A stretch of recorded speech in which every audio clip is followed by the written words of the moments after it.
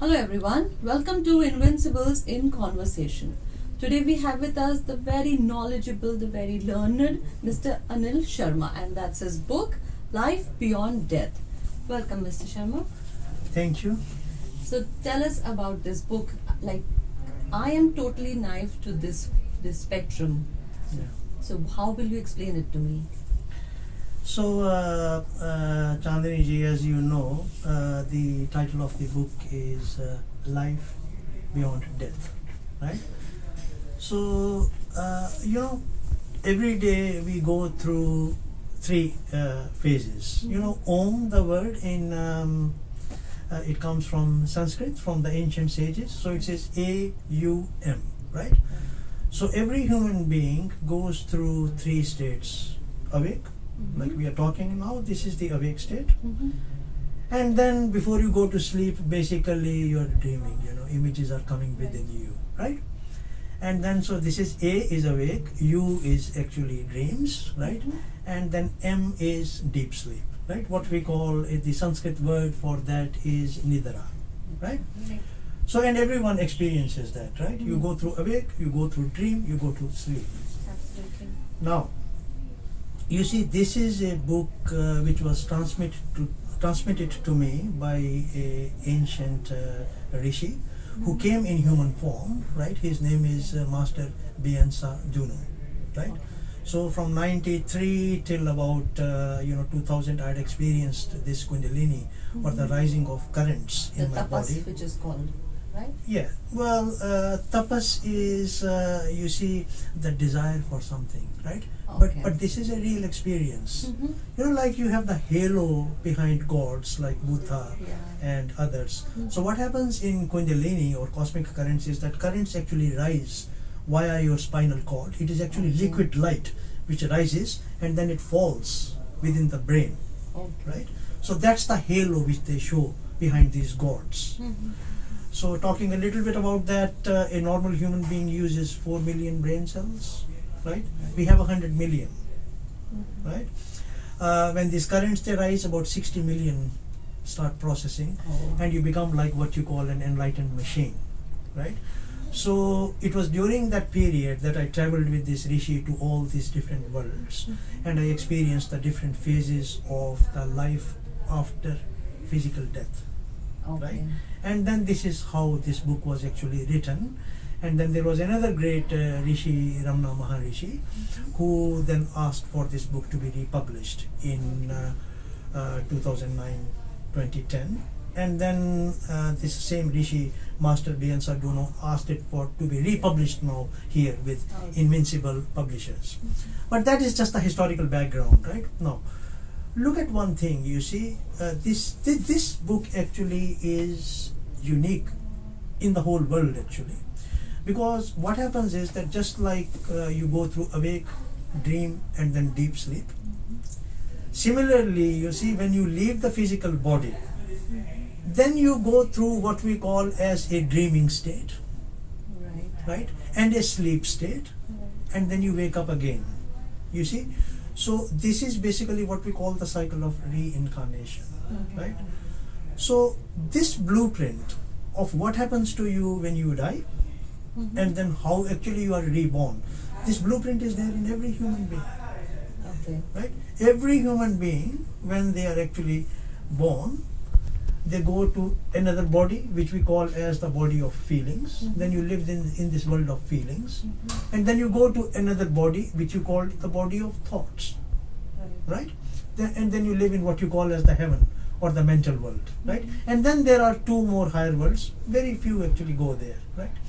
And then just like you wake up in the morning after this deep sleep, similarly you wake up eventually again in a physical form. And that is basically how your karmic cycle works as well, right? Now, the thing is this, that we human beings have forgotten, that this blueprint sits in our mind and what actually happens to us. So this particular book may be a little bit hard to read initially, but it actually opens up that passageway, right? It is a blueprint of what actually happens to you, right? And how you come back. Because you've got to realize one thing, right? Maybe I should ask you to ask me another question, otherwise I'll keep talking. Let's go to the next question, I just please. wanted to know, there's always a very high significance paid to a guru in such a sequence. So Right. I want to know more about who is your guru and what is the enlightenment that he is providing you. Right, okay, right, you know. So, since I was born, I always wanted to look for what we call as oneness with God, right? So, you will find gurus, right, who are in oneness with God. I'll give you some examples. Jesus Christ, everyone knows. Lord Buddha, everyone knows, right? And let's take examples in the present world. Ramana Maharishi, right? And Master Beinsa Douno, right? So you can count on your fingertips the people who actually attained that what we call as oneness with God, right? And a true guru is only that. One, he doesn't want anything from you. He is absolutely selfless, right? And he wants you to attain that state, right? This state is what we call as unconditional happiness, which is not conditioned by our personal desires, right? There are no conditions there, right? So, but the true guru is actually God himself, right? And what is that true guru? I'll prove it to you while we are sitting, right? You know, now you're looking at me and I'm looking at you, right? So basically, if you look around, right, even when these our viewers are watching this video, right, even when they watch the video, you see they are conscious of what we are speaking. There are pictures all around us, right? But we never think, right, that how do we actually intuitively see these pictures, right? Intuitive means there are no thoughts and there are no feelings and there is no physical activity, right? One dimension, just see. Well, it's there, isn't it? I mean, this beautiful lady, she is shooting the video, right? So she is also watching whatever we are talking. Right. You are watching as well, right? We are more busy in about the book and you know what is written in it, but we miss the point that you see this reality, or this is what we call the light of consciousness. It is ever present. Right? You were just saying that you can experience you can experience what happens to you after you die. So is that possible to know that while you are living? Like, how do you know? And then Okay, right? So this is quite interesting, right? So you know why this book actually has been written, right? This book has been written for ordinary human beings, you know. Like me, because I'm totally new to this, so I want to know it. That's right, right? So basically, when you read the book, right, you may call one is the part of the theory, right? But the other is the practical part. Yes, right? The experience. That is what I want to That know is more the experience. So let me give you just an example. Examples are very good, right? So I see that you are smiling now, right? I mean, there is a state of happiness in you. But what actually you don't see is that this smile is an expression of emotion, right? Where does this emotion come from, right? It doesn't fall from this lovely lady here. It doesn't fall from me. You're smiling because it's coming from within you, isn't it? Right. Right? Totally. So this is what you call as the astral body, right? So this astral body, or the body of emotions, right? Or in Sanskrit, the ancient teachers called it Kamana Sharira, the body of desires. This is connected with another world which there are only emotions, and that is the world where you go into, right? Okay, and then let's go a little bit further. Thoughts come into you. You don't deny that the thoughts, right? Have you ever thought where the thoughts come from and where they go? No. That there is 1,000 thoughts which travel through us in the space of, say, 1 hour, right? So these actually come from your mental body. So the mental body is basically also a part of you, right? So basically it's a body of thoughts, which is connected with what you've heard of Swargaloka, right? Yeah. But basically your mental body connects to that Swargaloka or the world of thoughts, and that is how your thoughts flow into you, right?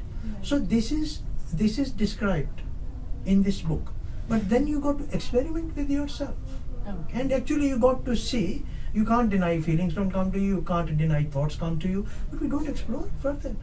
right? We just think don't think that Chandani, you are just this physical form. If you stretch your arms, right, that's who you really are. If you draw a circle all around, Okay. right? So you've got a astral body connected with the astral world, a mental body connected with the mental world, and then you asked about the true guru.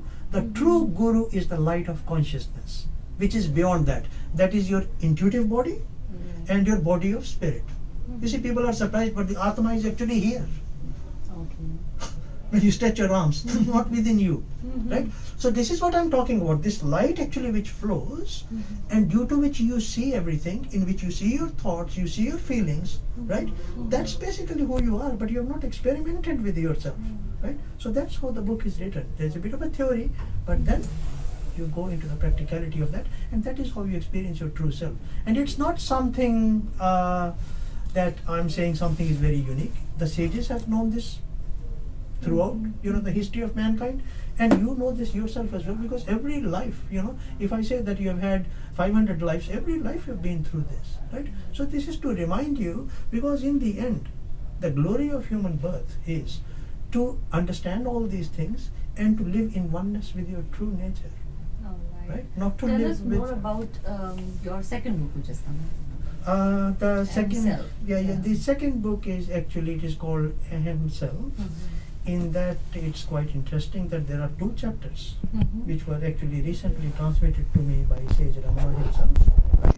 And when you read the first and the last chapter, they actually help you to gain this state consciously. Okay. See, unconsciously it's present, but what I'm talking about is that you never forget that this reality is always present in front of you, right? So that is one aspect of that book, Aham Self. And the other thing is that in between there are some chapters. There are about maybe about 70 diagrams, right? In which actually I have written that how we experience these rising of currents, right? But for somebody who is just a normal human being, I shouldn't use that term because I'm also a normal human being, right? So everybody I know what is, you mean, so. everybody is a normal human being. There are different exercises which are given. Like I'll give you a small example, right? This is what we call the inner smile meditation. Look, we see with our eyes, we eat with our mouth, right? We breathe with our nose, right? And we circulate blood because of our heartbeat. Now, who are your real friends? Right? Yeah. These organs, they are rational creatures. They are your real friends. I mean, they never complain, isn't it? Your mind might be complaining, your thoughts complain, your feelings complain, you complain about your friends, but do they ever complain? No, They don't, yeah. right? Because they have taken millions of They years just to give develop. up on us sometimes. That's correct, right? So the thing is this, that in this there are exercises which are given so that you know about the anatomy of your body and you learn to communicate with these friends of yours. Wonderful. I mean, take some time, because see, one very beautiful thing is actually given, that you have got different emotions, right? So say if you have this feeling of hatred, you don't actually understand, you don't look at that, right? There's a diagram which is given there that if there is hatred, then your heart is actually affected, right? So what you do is you just close your eyes and you picture your heart and smile to it, and that hatred will be gone. Human beings have got so many diseases, right? But the thing is this, that you go to the doctor, they will give you some medicine, right? But they don't give you the permanent solution, right? I mean, if you have anger will impact, say, on your liver and on your kidneys, right? But does anybody tell you, right? If you have got bad emotions, they impact on your, what you call the solar plexus, just 2 centimeters within your navel. So the thing is this, that you see, if you want to get rid of anger for good, then learn to actually start smiling to your intestine, right? Okay. So this is what we call inner smile meditation, right? So This is really wonderful. Yeah, I'm sure our audience and our readers would be really benefited by these books, and I want people to read your books so that they know that there's more to life than just what we are doing. Thank you so much. Thank you, Anilji. Yeah, before we close the interview, I just want to add one thing, that look, these books actually have been written purely and selflessly from the purpose of helping our friends, our brothers, our sisters. There might be commercial interest in that, but I personally don't have any commercial interests, and so I really want you to be benefited in whatever way it may be from the book. Then the purpose of having this published is fulfilled. Okay, thank you. Thank you so much.